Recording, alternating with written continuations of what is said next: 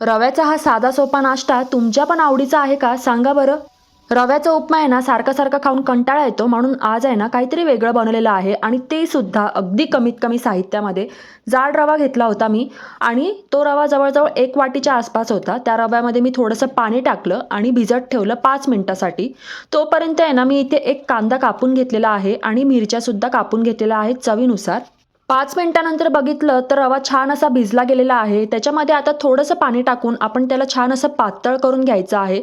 मी जवळजवळ 1 वाटी पाण्याचा वापर केलेला आहे पुन्हा.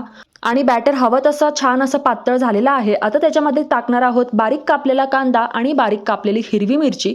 ते सुद्धा टाकून झाल्यानंतर चवीनुसार मीठ टाकलेलं आहे. एवढंच काही ते साहित्य ॲड केल्यानंतर आहे ना हे सर्व छान असं एकजीव करून घेतलेलं आहे आणि इथे आपलं छान असं बॅटर तयार झालेलं आहे.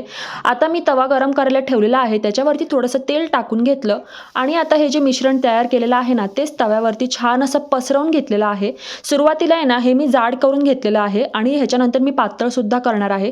सर्वात आधी आहे ना हे दोन्ही साईडने छान असं खरपूस भाजून घेतलेलं आहे आणि बघू शकता असा हा आपला कुरकुरीत रव्याचा डोसा तयार झालेला आहे.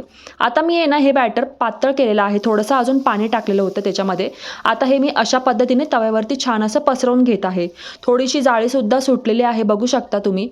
अगदी अर्ध्या मिनिटासाठी झाकण ठेवलेलं आहे आणि नंतर बघू शकता हे दोन्ही साईडने असं पलटी करून घ्यायचं आहे, खरपूस भाजून घ्यायचं आहे.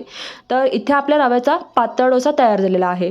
अशाच पद्धतीने आहे ना मी सर्व डोसे करून घेतले आणि इथे आपली नाश्त्याची प्लेट तयार करत आहे आणि ह्याच्यासोबत मी केचप घेतलेला आहे.